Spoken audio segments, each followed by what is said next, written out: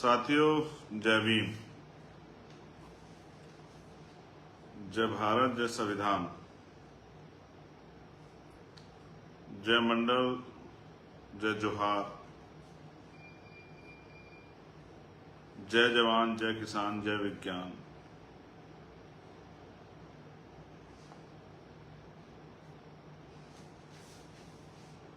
और बहुजन समाज में जन्मे सभी संतों, गुरुओं और महान पुरुषों को मैं नमन करता हूं।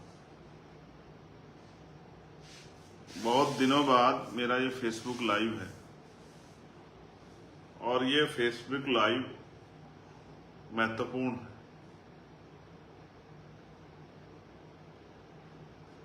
अगर ये महत्वपूर्ण नहीं होता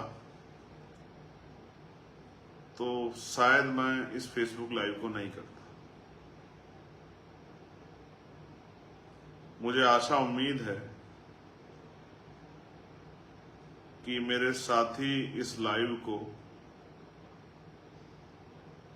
खुद तो सुनेंगे, लेकिन अपने परिवारों, अपने साथियों, अपने दोस्तों, रिश्तेदारों, बुद्धिजीवी वर्ग, कर्मचारी वर्ग और गांव देहात में रहने वाले आखिरी साथी तक पहुंचाएंगे।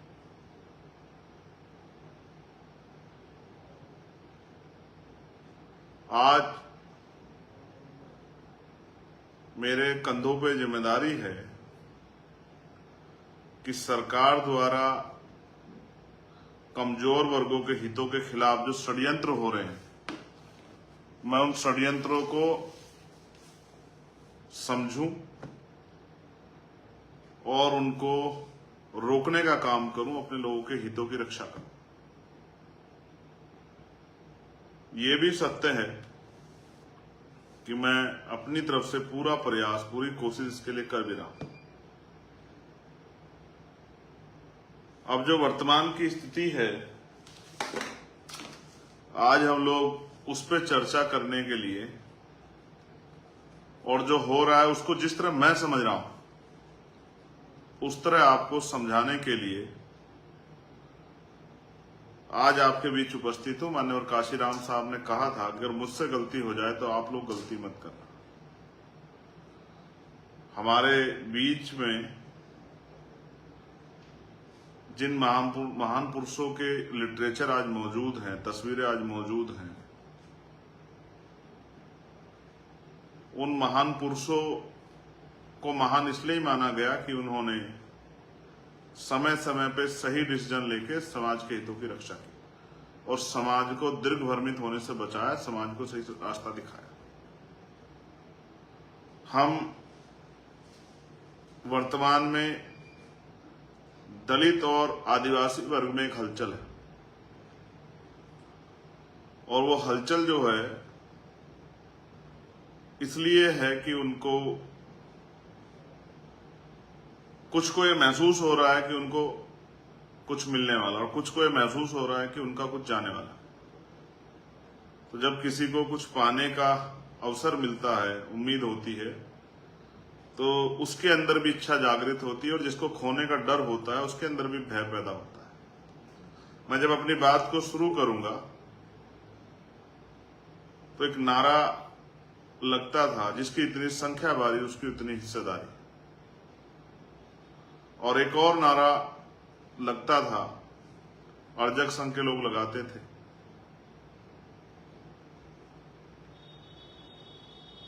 100 में 90 शोषित हैं, शोषितों ने ललकारा है, और धन धरती और राजपाट में 90 भाग हमारा है। 10 का राज 90 पर नहीं चलेगा, नहीं चलेगा।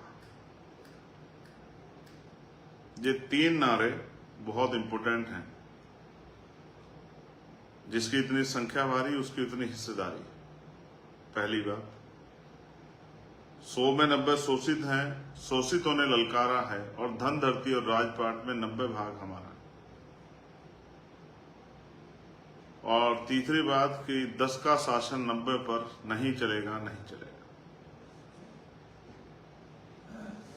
प्यारे साथियों, शहीद आजम भगत सिंह को भी मैं आज याद करता हूं। मेरा जीवन भी उनके जैसा है कि उन्होंने भी लंबा समय जीवन में व्यतीत किया और मैंने भी एक लंबा समय जीवन में जेल में व्यतीत किया। उन्होंने भी एक लंबा समय जेल में व्यतीत किया और मैंने, और उन्होंने भी अपने जेल के जीवन में बहुत सारी किताबें पढ़ी और मैंने भी अपने जेल के जीवन में बहुत सारी किताबें पढ़ी। रोज सुबह से शाम तक मेरे पास सैकड़ों मैसेज आते हैं कि भैया इस मामले में हमें क्या करना है। तो जो मुझ पे भरोसा करते हैं वो शेड्यूल कास्ट की किसी जाति के लोग हों, शेड्यूल ट्राइब की किसी जाति के लोग हों, वो फिर मेरी बात को गौर से सुनेंगे। जिस दिन ये फैसला आया था उसी दिन हमने इस फैसले को समझते हुए अपनी बात को समाज के सामने रखा था, देश के सामने रखा था। कुछ जातियां जिनको अवसर नहीं मिला, जिनको देने की बात की गई है, उनमें खुशी की लहर। मैं पुनः इस बात को दोहरा रहा हूं, जिनको लग रहा है कि उनका कुछ चला जाएगा, उनमें डर की भावना है। और मैं ये भी स्पष्ट कह दूं अपनी बात को रखने से पहले कि अगर मैं आज ये कहूंगा कि हमें भाईचारा और इन सब चीजों का ध्यान हम लोग रख रहे हैं, तो भी शायद मेरी बात को उस तरह जिनके मनों में अपने आप फैसले बन गए वो नहीं हो सकते। इसलिए मैंने आपसे अपील की कि जो लोग मुझ में विश्वास रखते हैं, जो मुझसे प्यार करते हैं, जो भी हमारे में आजाद समाज पार्टी की आइडियोलॉजी को समझते हैं, इसमें काम करते हैं, वो ये भी समझते होंगे कभी हमने जाति के आधार पर संगठन में काम नहीं किया और जब भी कभी अन्याय हुआ हमने जाति के आधार पर उस अन्याय को नहीं देखा। हमेशा शेड्यूल कास्ट के लोगों की, शेड्यूल ट्राइब के लोगों की, बैकवर्ड के लोगों की, माइनॉरिटी के लोगों की, देश की किसी बहन की, मजदूर की, किसान की आवाज उठाने के लिए हम लोग तैयार रहे। उसका आधार जाति नहीं था। तो जब मैं अपनी बात की शुरू कर रहा हूं तो मैं आपसे कहूंगा, शहीद आजम भगत सिंह ने एक बार कहा था कि किसी को मृत्यु दंड देने वाले जज, जिसने किसी को फांसी की सजा दी हो, मृत्यु दंड दिया हो, अगर उसके फैसले के पीछे से उसका मोटिव हटा दिया जाए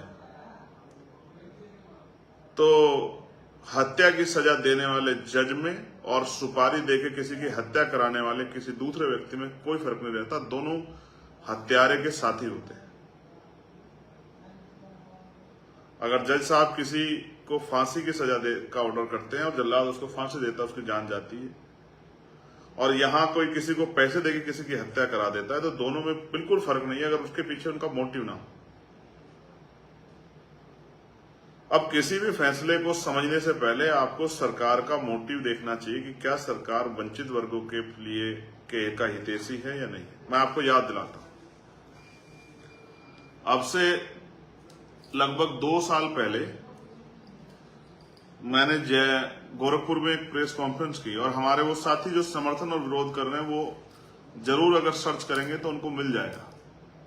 प्रेस कॉन्फ्रेंस क्यों थी? प्रेस कॉन्फ्रेंस ये थी कि हमने रिसर्च किया, चर्चा की और हमने महसूस किया कि उत्तर प्रदेश में शेड्यूल कास्ट की 66 जातियां हैं। उनमें से बहुत कम जो हैं वो नजर आती है, लेकिन एक बड़ी संख्या उन जातियों की जो नजर नहीं आती। इसलिए हमने मांग की कि जब सुप्रीम कोर्ट ने EWS यानी कि इकोनॉमिक वीकर सेक्शन यानी कि आर्थिक रूप से कमजोर वर्ग के लोगों के लिए 10% आरक्षण की सरकार की व्यवस्था को सही माना, तो उनको चाहिए कि वो आरक्षण की सीमा बढ़ा दें, क्योंकि शेड्यूल कास्ट की आबादी लगातार बढ़ रही है और पिछले लंबे समय से जातिगत जनगणना भी नहीं हुई, तो वो आरक्षण की सीमा बढ़ा दें और इन जातियों को अलग से 5% आरक्षण की व्यवस्था कराएं। और अगर हमारे अपने भाइयों को 5% आरक्षण मिलेगा तो हमें इसके लिए कभी तकलीफ नहीं होगी। और मैं तो कह रहा हूं 5% ही नहीं 10% देना चाहिए जिनको अवसर नहीं मिले। दूसरा, हमने यही बात पिछड़े वर्ग के जातियों के लिए भी कही कि पिछड़े वर्ग की आबादी 52% है, और मैं आपको चरित्र बता रहा हूं सुप्रीम कोर्ट का, जिस सुप्रीम कोर्ट के ऑर्डर पे हमारे लोग जो हैं चर्चा कर रहे हैं, उसी सुप्रीम कोर्ट ने पिछड़े वर्ग के लोगों को 52% आबादी के बाद 27% रिजर्वेशन दिया। उसमें भी क्रीमी लेयर की एक सीमा लगा दी और फिर उस आरक्षण व्यवस्था को चालू किया, लेकिन आज तक भी कभी उसको मॉनिटरिंग नहीं किया। तो इसका जवाब मैं आगे आपको दूंगा कि क्या स्थिति है। तो इसलिए मैंने, क्योंकि आंकड़ों पे बहुत बात हो रही है, तो मैंने इसलिए कहा कि उन जातियों को भी, जो जातियों को अवसर नहीं मिला है, उनको भी 15%, जबकि बैठता तो 25% है, लेकिन 15% अतिरिक्त आरक्षण जो है 27% से अलग पिछड़े वर्ग की जातियों को, उन जातियों को जिनको अवसर नहीं मिला, उनको चिन्हित करके दिया जाए। ये बात मैंने उस पीसी में रखी और अपनी पार्टी के लोगों से कहा कि हम, जो हमारी पॉलिसी है वो जनता को पता होनी चाहिए। समान एजुकेशन पॉलिसी, समान शिक्षा, समान चिकित्सा, सभी को न्याय की व्यवस्था समान रूप से, जो कि आज नहीं। एक गरीब आदमी हाईकोर्ट सुप्रीम कोर्ट नहीं जाता, लाखों रुपए लगते हैं। ये व्यवस्था, इस विषय पर मैंने अपने लोगों से ये अपील की, पार्टी के लोगों से, कि वो गांव-गांव जाके इसका प्रचार करें कि होना चाहिए। ये हमारी 1.5 साल 2 साल पहले जब इस पे कोई चर्चा नहीं होती, तब ये हमारी दृढ़ संकल्प और इच्छा शक्ति थी कि ये होना चाहिए, उन लोगों को लाभ मिलना चाहिए। और अब संख्या के आधार पर आरक्षण व्यवस्था कर देनी चाहिए, जिसकी इतनी संख्या है उतना आरक्षण का लाभ उसको मिलना है, उतने लोग उनके प्रति तो उनका होना चाहिए। ये हमारा सामाजिक न्याय के प्रति हमारा दृढ़ संकल्प भी है, और हम इसके प्रति, ये महापुरुषों की बात है, इसके प्रति हम लोग जो हैं मेंटली प्रिपेयर भी। साथ साथ अभी जब आपने मुझे पार्लियामेंट में सुना, जब ये ऑर्डर भी नहीं आया था, तो मैंने एक मांग की, जो मैंने प्राइवेट मेंबर बिल लाके की, पढ़े लिखे लोगों ने सुना हो, कि निजी क्षेत्रों में, क्योंकि सरकारी नौकरियां लगभग खत्म हो गई है, सरकारी पूरा डिपार्टमेंट प्राइवेट कर दिया है, सरकार बड़े पैमाने पे लेटरल एंट्री कर रही है, संविदा है, आउटसोर्सिंग है, ठेकेदारी है, तो बड़े पैमाने पे सरकारी नौकरियां लगभग खत्म हो गई है। तो अब समय आ गया है कि निजी क्षेत्रों में आरक्षण की व्यवस्था SC, ST, OBC के लोगों को कराई जाए। ना मैंने किसी एक जाति की बात की, ना एक धर्म की बात की, मैंने SC, ST और OBC के लोगों के लिए बात की। ये मेरा सामाजिक न्याय के प्रति मेरा दृष्टिकोण है। शायद मेरी इतनी बड़ी मांग हमारे इतने बड़े SC, ST, OBC समाज को नहीं थी।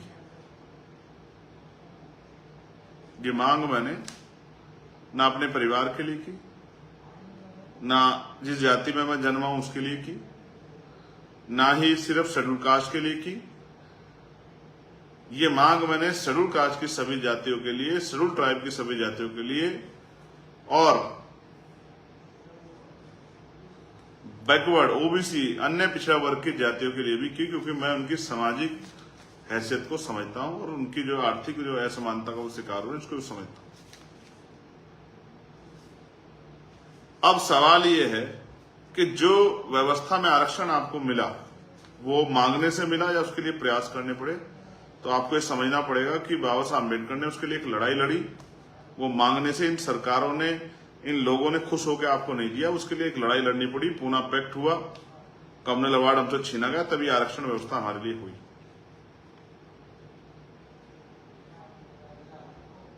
ये किसी ने दया करके आपको नहीं दिया। जुडिशरी, जिनको कहा जाता है कि वो न्यायप्रिय है, कभी उन्होंने जो एट्रोसिटी शेड्यूल कास्ट के लोगों पे होती है, कभी उन्होंने उसको स्वतः जो उसका संज्ञान नहीं लिया, जब तक वो बहुत बड़ा विषय नहीं होगा। और उसका उदाहरण मैं आपको बताता हूं कि जब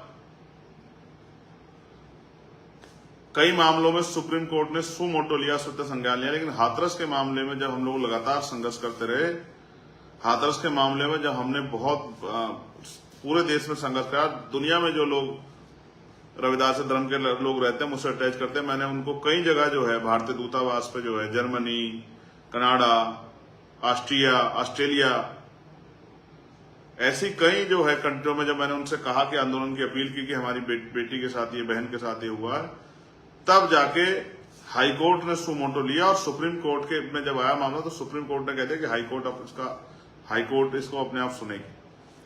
ये मैंने जुडिशरी का बताया। लेकिन सवाल ये है कि जुडिशरी में मैंने मांग की कि कोलेजियम सिस्टम खत्म करके वहां भी SC ST OBC के लिए रिजर्वेशन की व्यवस्था कराई जाए, all India judicial service commission बनाए। वो वहां मैंने एक जाति के लिए मांग नहीं की, वहां भी मैंने SC ST OBC के लिए मांग की। और वहां तो मैंने सामान्य जाति के बच्चों के लिए भी की, क्योंकि वहां तो एक इस तरह का पिंजरा है कि उसमें कुछ ही परिवारों तक वो सीमित है, उससे नीचे नहीं जा सकते।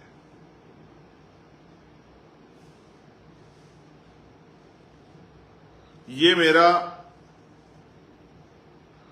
सामाजिक न्याय के प्रति दृष्टिकोण है। अब अगर आप आरक्षण की बात करेंगे, जिस तरह की चर्चा आज चल रही है, तो मैं आपसे कहूंगा कि अगर सुप्रीम कोर्ट या सरकारें हमारे हितों के प्रति, हमारे अधिकारों के प्रति इतनी सचेत होती, तो अगर आंकड़ा आप उठा के देखोगे क्लास 1 से लेकर क्लास 4 तक का, तो 15% जो रिजर्वेशन शेड्यूल कास्ट के लोगों को मिला है, उनमें से अभी 4% के लगभग पूरा हुआ है। उनकी लगभग 11% सीटें, 4.25 के लगभग पूरा हुआ है। 10.75% सीटें उनकी अभी खाली हैं। जो सुप्रीम कोर्ट हमारी बहुत चिंता कर रहा है, उसने कभी इसकी जानकारी नहीं ली। और मैंने ये बात कही कि लक्ष्मणपुर बाथे एक घटना हुई थी बिहार में, जिसमें 50 शेड्यूल कास्ट के लोगों की हत्या की गई थी। तलवार की नोक पर जो है महिलाओं के पेट चीरे गए थे। डिस्ट्रिक्ट कोर्ट ने बहुत सारे अपराधियों को, आरोपियों को सजा की आजीवन, और हाई कोर्ट ने उनको बरी कर दिया। कभी सुप्रीम कोर्ट ने सुमोटो लेके पूछने का काम नहीं किया कि 50-50 दलितों के हत्यारे कौन है, उनकी जांच होनी चाहिए, उनको सजा मिलनी चाहिए। और आज भी सीवर से लेके लाखों जो है महिलाओं के साथ रेप हत्याएं होती है, सीवर में जान जाती है।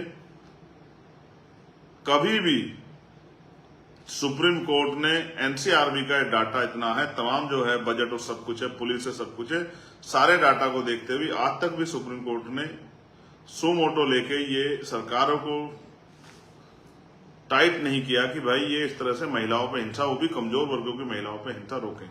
और सुप्रीम कोर्ट ने कोई ऐसी डायरेक्शन भी नहीं दी कि जो जाति के आधार पर, धर्म के आधार पर छुआछूत हो रही है, उसको भी रोका जाए। इसका उदाहरण मैं आपको बताता, मटकी छूने पर हत्या हुई, सुप्रीम कोर्ट ने कोई ऑर्डर नहीं पास किया।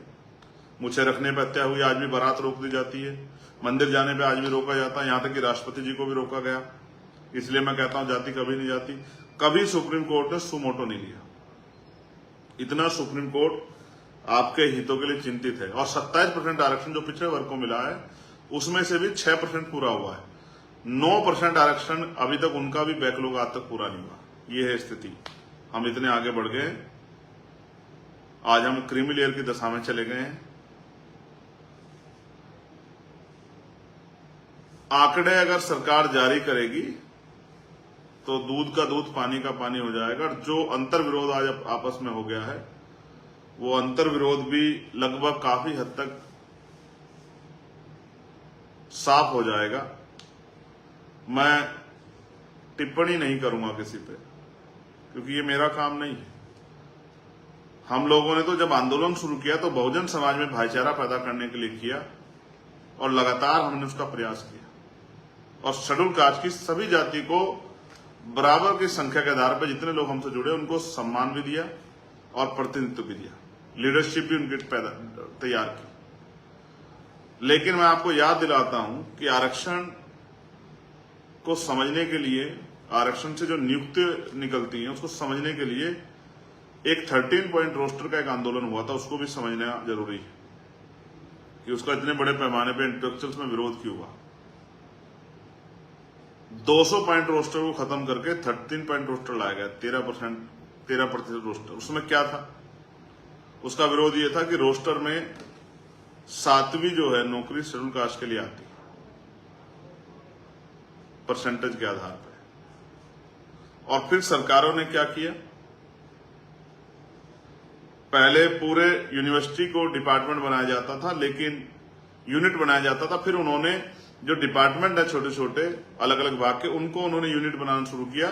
जैसे सोचिए पूरी यूनिवर्सिटी में 100 नौकरी आई तो 100 नौकरियों के आधार पर शेड्यूल कास्ट के लोगों को हिस्सेदारी मिलेगी, बैकवर्ड के लोगों को हिस्सेदारी मिलेगी। लेकिन जब उन्होंने जो नहीं देना चाहते, उन्होंने ये किया कि उन्होंने 13 पॉइंट रोस्टर लाए और उसके अकॉर्डिंग जो है अगर 5 नौकरी आएगी किसी विभाग में, 5 वैकेंसी आएंगी तो 5 में तो रोस्टर में आता ही नहीं शेड्यूल कास्ट, तो एक भी नौकरी शेड्यूल कास्ट के लोगों को नहीं मिलेगी, चाहे ईडब्ल्यूएस के जरिए भरी जाए चाहे सामान्य जाति के लोगों को भरी जाए। लेकिन सुप्रीम कोर्ट ने इतना बड़ा हमला हमारे आरक्षण पर हुआ, कभी सुमोटो नहीं लिया। ये मैंने आपको बताया कि चरित्र क्या है सुप्रीम कोर्ट का और सरकारों का आपके प्रति। और बुरा मत मानिए, याद कीजिए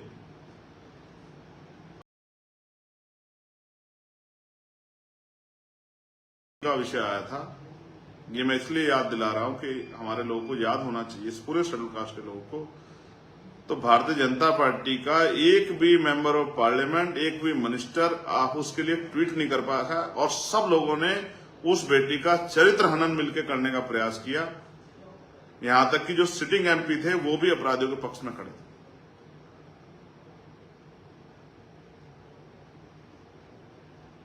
समझदार लोग मेरी बात को समझेंगे कि मैं क्या कहना चाहता हूं।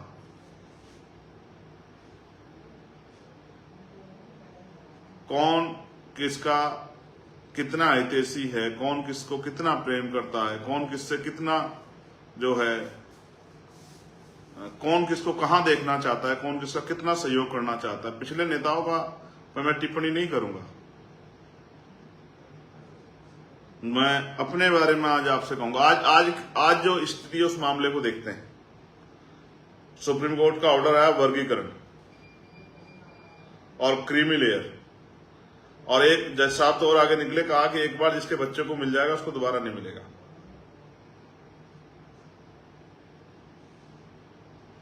अब क्रीमी लेयर पे जब क्रीमी लेयर की बात आई तो क्रीमी लेयर का नुकसान शेड्यूल कास्ट की सब जातियों को होता, चाहे वो सफाई कर्मचारी में नौकरी लगाओ, या वो जो एक लाइन और उन्होंने कही कि जिसको एक बार मिल गया, चाहे वो 4th क्लास की नौकरी में लगाओ या क्लास 1 की, इसका नुकसान सबको होता।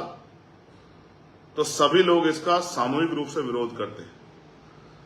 लेकिन वर्गीकरण के आधार पे, वर्गीकरण को जब आधार बनाया गया तो अब क्योंकि पुराने रूप से प्रैक्टिकल हुआ है, इसके फायदे भी उस तरह से कुछ जो है हुए हैं, वो नियत के ऊपर डिपेंड करता है। पंजाब में, हरियाणा में, तो मैं इस बात को भी नजरअंदाज नहीं कर रहा हूं, मैं इस बात को भी समझता हूं, लेकिन मैं इस आंदोलन के समर्थन और विरोध पे ध्यान रख रहा हूं। आज इस आंदोलन का समर्थन वर्गीकरण का वो लोग भी कर रहे हैं, हमारे शेड्यूल कास्ट के लोगों से अलग, जो लोग पूरी जिंदगी आरक्षण को कोसते रहे, जो कहते थे आरक्षण से अयोग्य लोग आते हैं, आरक्षण की वजह से ये हमारे सर पे चढ़ के बैठ गए हैं, आरक्षण की वजह से जो तमाम तरह से हर घटना पे हमें गाली देते हैं, आरक्षण की वजह से जो कोसने काम करते हैं आरक्षण को, जिन्होंने ईडब्ल्यूएस जो है 10% प्रतिशत ले भी लिया, लेकिन वही जो है वो समर्थन कर रहे हैं। अब आप समझिए, जब आपका दुश्मन आपके अधिकारों का समर्थन करने लगे तो आप समझिए कि क्या हो रहा है। जिन लोगों ने पूरी जिंदगी, जिनकी संतानों ने, उनके बड़ों ने, जिन्होंने कैंपेन चलाए, जिन्होंने बड़ी बड़ी सभाएं करके कहा कि आरक्षण की नसबंदी करनी चाहिए, आरक्षण खत्म कर देना चाहिए, आरक्षण आर्थिक आधार पर होना चाहिए, वही लोग जो हैं आज आरक्षण का समर्थन करके हमारे भाइयों को के बीच में जा रहे हैं, भाइयों से बात कर रहे हैं कि भाई हम आपके हितैषी हैं, आपको मिलना चाहिए। अब इसका जो मुझे नुकसान समझ आता है उसको भी समझिए मेरी भाषा में। इसके लिए सुप्रीम कोर्ट ने स्टेट को पावर दे दी कि स्टेट कर सकती है, लेकिन उसके साथ एक बीच में एक पेच भी लगा दिया कि बिना आंकड़ा जुटाए नहीं कर सकती।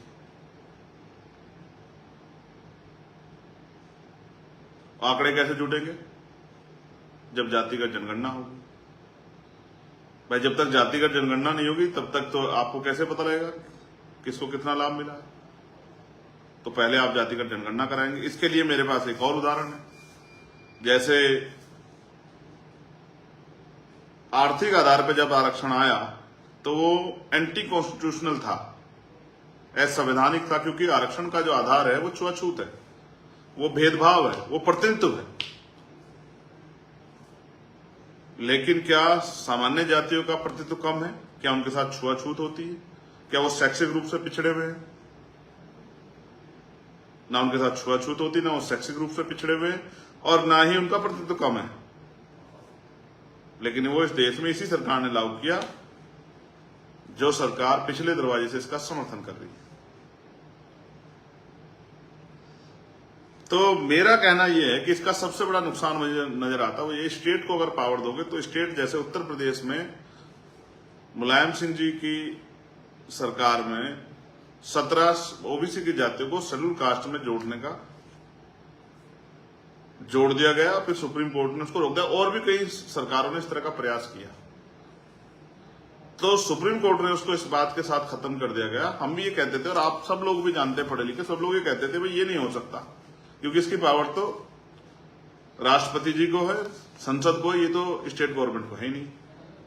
कल जो आपके विरोधी सरकारें हैं वो ऐसा क्यों नहीं करेंगी कि बहुत सारी उन जातियों को, बैकवर्ड की उन जातियों को शेड्यूल कास्ट में करके और आप ही की जिस खाने को आपके लिए बनाने का उसमें प्रतिनिधित्व के आधार पर डाल देंगे, फिर क्या करोगे?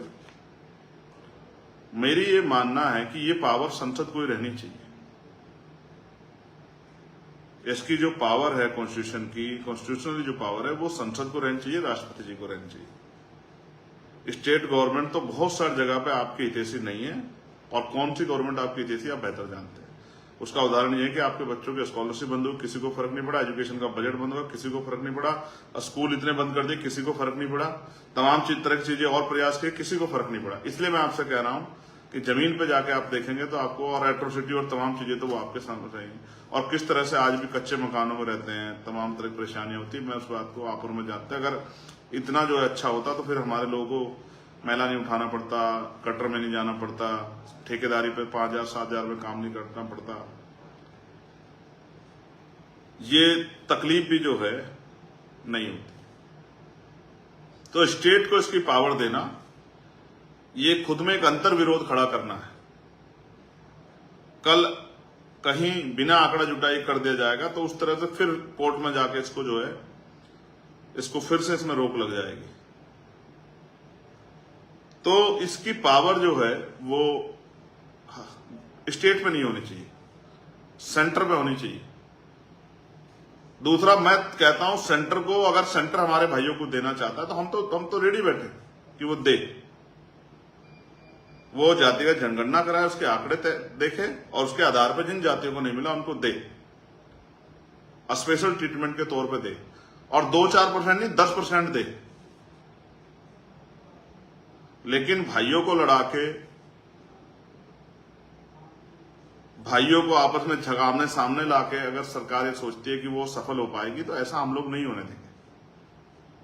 बड़ी मुश्किल से ये इस तरह की एकता जैसे हालात बने, वो भी तब बने जब पूरी कम्युनिटी पे, पूरे शेड्यूल कास्ट शेड्यूल टाइप पे हमला हुआ SC/ST एक्ट में, तब जाके ये एकता क्यों बने जब मार पड़ी। उससे पहले भी बहुत एकजुट नहीं थे, लेकिन उस दिन एहसास हुआ कि हम एक ही परिवार है। तो मैं तो कह रहा हूं अगर सरकार देना चाहती है आंकड़े जुटाए, जातिगत जनगणना कराए, और 10% कम से कम जो है हमारे उन भाइयों को जिनको अवसर नहीं मिला उनको दे। हम तो सामाजिक न्याय के सबसे बड़े समर्थक हैं। आप जल्दी से जातिगत जनगणना, आप देखिए सरकार जातिगत जनगणना करा सकती है नहीं करा सकती है। ये आपके और मेरे सामने है। इसमें आपको पता लग जाएगा कि कौन सी पार्टी जातिगत जनगणना की थी। भाई बिना जातिगत जनगणना कराए कैसे करा दो? ये तो सुप्रीम कोर्ट ने उसमें लगाया कि जातिगत आंकड़े जो इकट्ठा करे और आंकड़े इकट्ठा करके फिर करे। तो मैं तो कह रहा हूं सरकार जातिगत जनगणना कराए। हम तो इस बात को मानते हैं कि जातिगत जनगणना हो, सब कुछ ओपन हो, दूध का दूध पानी का पानी हो जाए, जिसको इतना मिला सब पता लग जाए। क्या 15% पूरा हुआ आज तक, ये भी जानकारी हो जाए। तो ये जो भ्रम फैलाया गया है, तब जैसे कहा जा रहा है कि किन जातियों ने ज्यादा खा लिया वो कर लिया, तो मैं मानता कि 15% उन जातियों के पास 15% पूरा मिल रहा होता और उनमें वही जातियां होती तो मैं मान लेता कि भाई वो ज्यादा खा रहे हैं। लेकिन जब पूरा ही 4% हो रहा है, 5% तक पहुंच रहा है, तो 9% उसमें जब अपने लोग जो हैं वो भरे जा रहे हैं, क्योंकि बैकलॉग तो लगातार धीरे धीरे पूरा कर रही है सरकार, EWS और तमाम तरह के जरिए। तो इसलिए ये आधार जो है वो निरर्थक हो जाता है जब मैं इसको देखता हूं। दूसरा, अब उकसाने वाली बातें कही जा रही हैं एक दूसरे को। मैं उनको भी टिप्पणी करूंगा जो कह रहे हैं कि भाई जो वंचित वर्ग की जातियां वो हैं कि भाई इनमें पढ़े लिखे लोग नहीं है, ये नहीं है, वो नहीं है, एजुकेशन स्वीकार नहीं किया। तो भाई एजुकेशन स्वीकार नहीं किया, आपने कितने लोगों के हाथ जाके पकड़े? कितने लोगों के लिए स्कूल खोले? कितने लोगों के लिए कॉलेज खोले? कितने लोगों के लिए कोचिंग सेंटर खोले? कितने लोगों को बराबर बिठा के पढ़ाना सिखाया कि आप वर्ग बन पाए? बाबा साहब तो आपको शेड्यूल कास्ट बना के क्या आप वर्ग बन पाए? क्या आपने रोटी बेटी का रिश्ता किया?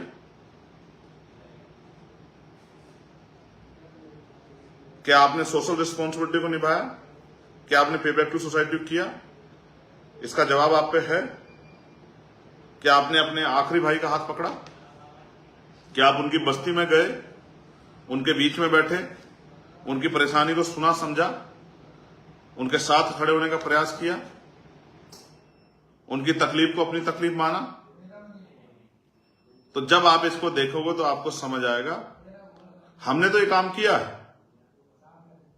हमारी लीडरशिप ये बात जानती, लोग हमारा करैक्टर इस मामले में जानते हैं, हमारा कार्य जानते हैं, लेकिन और किसी संगठन में इतनी हिम्मत नहीं हो पाई कि वो अपनी जाति से बाहर निकल के इस काम को कर पाता। तो इसलिए मैं कह रहा हूं कि बहुत सारी साजिशें हो सकती हैं। आपको एक दूसरे भाई के आमने सामने कर दे जाए, उसमें उधर से कुछ सरकार के लोग, विरोधी लोग, अन्य संगठन लोग घुस के हम एक दूसरे के साथ खड़ के पे हमला कर दें। ऐसी स्थिति हो जाए कि एक लंबी खाई खिंच जाए, इतनी लंबी खाई खिंच जाए कि भाई भाई की शक्ल ना दिखे, भाई भाई को विरोधी समझ बैठे। हमें तो अवसर नहीं मिला, लेकिन जब हमें अवसर मिलेगा तो हम तो खुद करके दिखाएंगे कि किस तरह से अपने भाई को जो हासिल है उसको अपने बराबर में लेके आ जाता। हमें तो अवसर नहीं मिला है, हम तो कोशिश कर रहे हैं।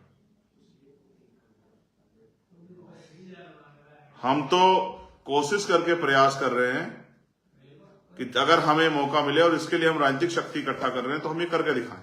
हम अपने भाइयों के बीच में बंटवारा ना करें, लेकिन जो विरोधियों ने हमारा छीन रखा अधिकार, जिसपे हमारा अधिकार बैठता है, जिसपे हमारी रिश्तेदारी बैठते हैं, हम उनसे अपने भाइयों के पास तक अधिकार पहुंचाने का काम करें, ना कि अपने भाइयों में बंदर बांट करके उनको लड़ाने का काम करें।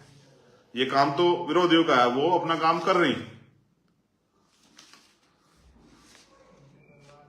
अब बड़ा सवाल ये आया था कि अभी हरियाणा का चुनाव आज अनाउंस हो गया। मुझे एहसास था, मैंने इसलिए आज का दिन का लाइव रखा था। तो हरियाणा में अब क्या, अब आचार संहिता लग गई, अब कुछ हो नहीं सकता है। मगर आपस में एक दीवार तो खड़ी कर दी गई, वो जो एकता आपकी बनी थी उसको तोड़ने के लिए।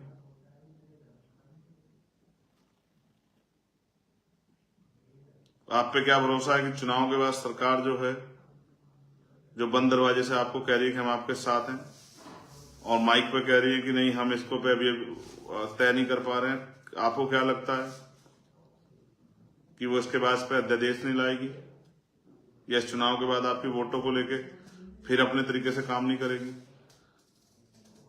ये तो आपको तय करना है। मैं मानता हूं, और मेरी समझ में जहां तक आया है,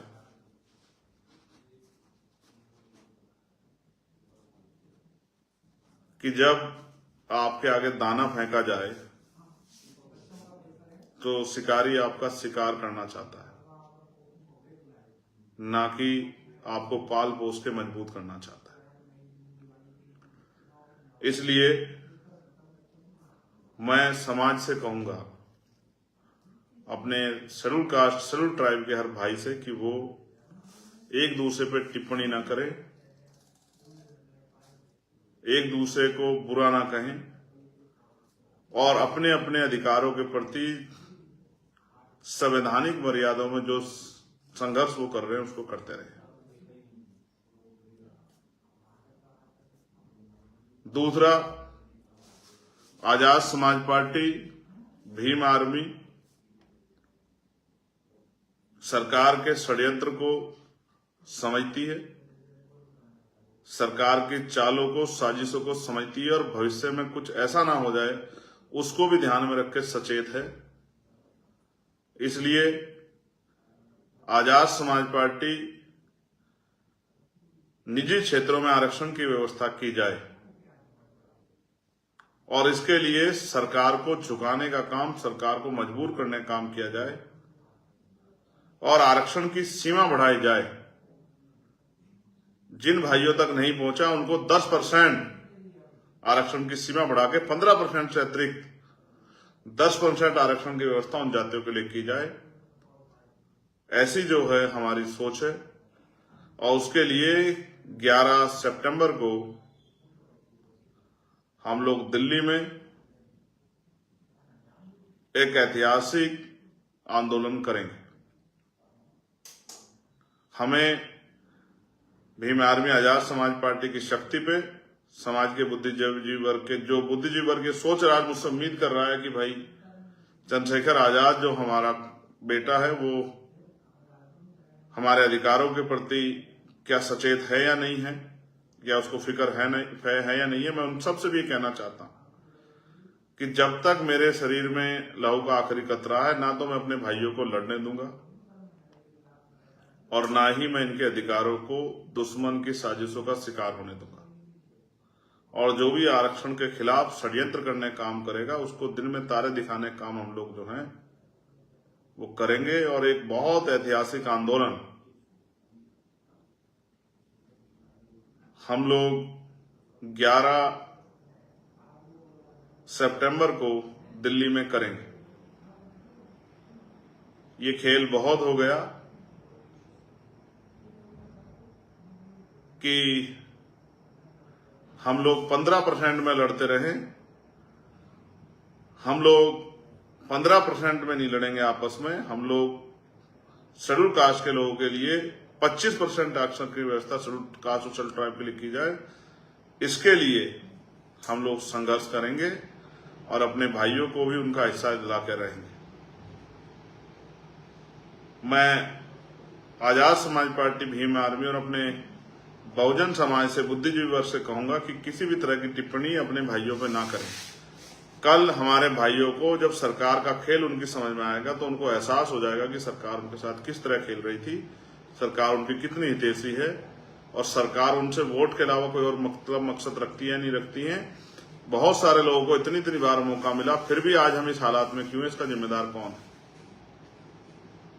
नौकरियां इस देश में 2% हैं, जिनमें से 1% करीब निजीकरण की भेंट चढ़ गई हैं।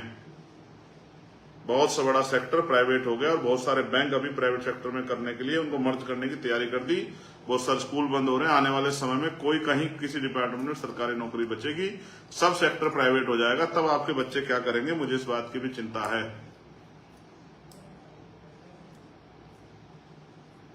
मुझे चिंता है, क्या आप पूरी जिंदगी जब तक जीवन रहेगा आपका, क्या आप गरीबी, बेबसी, जुल्म, जातिगत भेदभाव, अन्याय, अत्याचार से ही लड़ते रहेंगे या इस देश में अपनी हिस्सेदारी को भी आगे बढ़ाएंगे? मैं फिर विश्वास दिलाता हूं, जो लोग मुझ पर भरोसा करते हैं, भीम आर्मी आजाद समाज पार्टी पर, एक कार्यकर्ता होने के नाते आजाद समाज पार्टी भीम आर्मी का मैं वचन देख कहता हूं कि मैं अपने लोगों के हितों के से किसी भी तरह का समझौता बर्दाश्त नहीं करूंगा और किसी भी तरह से अपने लोगों के हितों को दुश्मन को छीनने नहीं दूंगा। किसी भी कीमत पर, जब तक मेरे अंदर लहू का, मेरे शरीर में सांस है, लहू का आखिरी कतरा है, मैं उनको विश्वास दिलाता हूं, जो शक्ति उन्होंने मुझे दी है, मैं उनकी शक्ति के बदौलत उनको विश्वास दिलाता हूं कि मैं चंद्रशेखर आजाद और भीम आर्मी आजाद समाज पार्टी का एक समर्पित कार्यकर्ता आपको विश्वास दिलाता हूं कि किसी भी सरकार को उसकी साजिश का जवाब देने की शक्ति आप लोगों ने हमें दी है, वो जवाब हम लोग दे सकते हैं। लेकिन मैं आपसे भी कहूंगा, सावधान रहें, सतर्क रहें और आपस में अपनी एकता को ना टूटने दें। बहुत सारी चीजें समय के साथ जो हैं छनकर आपके सामने आ जाएंगी। बहुत सारी चीजें जो हैं छनकर स्पष्ट रूप से आपके सामने आएंगी, तब आपको एहसास हो जाएगा। मैं आप सबका धन्यवाद देता हूं कि आपने मुझे सुना, इसलिए मैं आपका आभारी हूं। मगर मेरा विश्वास है कि आप वर्तमान हालात, दुश्मनों की साजिश और आज की स्थिति में किस तरह से समाज को साथ लेकर चलना, इन फैसलों को मेरे समझेंगे। मैं बहुजन समाज का सच्चा सिपाही हूं, इसलिए मैं आपसे अपील कर रहा हूं, सावधान, सतर्क रहें और जिम्मेदारी से संवैधानिक मर्यादाओं का पालन करते हुए अपनी बात को रखें, अपने आंदोलन को चलाएं। किसी जाति धर्म पर टिप्पणी ना करें, किसी को बुरा ना कहें, अपने संवैधानिक संघर्ष को जारी रखें। और बाकी बात मैंने आपको कहा, जो सरकारें हमारी एकता तोड़ के हमें कमजोर करना चाहती है, उनसे हम सीधे सीधे जो संघर्ष है वो अपनी शक्ति के बल पे 11 सितंबर को दिल्ली में उनको जवाब देंगे और उनके इस झूठ को कि पोल को भी खोलने का काम करेंगे। हम पे बहुत सारे उस तरह के एविडेंस उनके प्रति हैं कि वो किस तरह की मंशा और किस तरह की इच्छा हमारे लोगों से रखते हैं, क्या वो हमारे लोग छुआछूत भेदभाव करते नहीं करते हैं, और वो हम लोगों के कितने हितैषी। उन्हें आप सभी का धन्यवाद। लेकिन मैं समाज से अपील करूंगा कि वो निराश ना हो, कमजोर ना पड़े, मन में कोई परेशानी ना रखें। सुप्रीम कोर्ट और तमाम चीजों से बड़ी है जनता, और जनता जो है अपनी शक्ति को समझे। जिस तरह से हमने पहले भी, चाहे 2 अप्रैल को अपनी एकता से, चाहे दिल्ली में गुरु घर के आंदोलन में अपनी एकता से दुश्मनों को मुंह तोड़ जवाब दिया है, उसी तरह से हम सरकार के इन षड्यंत्रों का भी सामना करेंगे। इस बात का मैं आपको विश्वास दिलाता हूं। बहुत बहुत धन्यवाद। अब हम पैरों की तरफ नहीं, आसमान की तरफ देखेंगे और 85% बहुजन समाज के लोगों को उनकी संख्या के आधार पर उनके अधिकार कैसे मिले, इस बात के लिए संघर्ष करने के लिए तैयार होंगे। इन्हीं सब बातों के साथ आप सभी के लिए मंगल कामनाएं।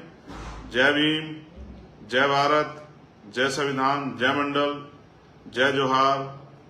आप सभी के लिए मंगल कामनाएं और आप सभी के लिए जो है मेरा प्यार और सहयोग। धन्यवाद।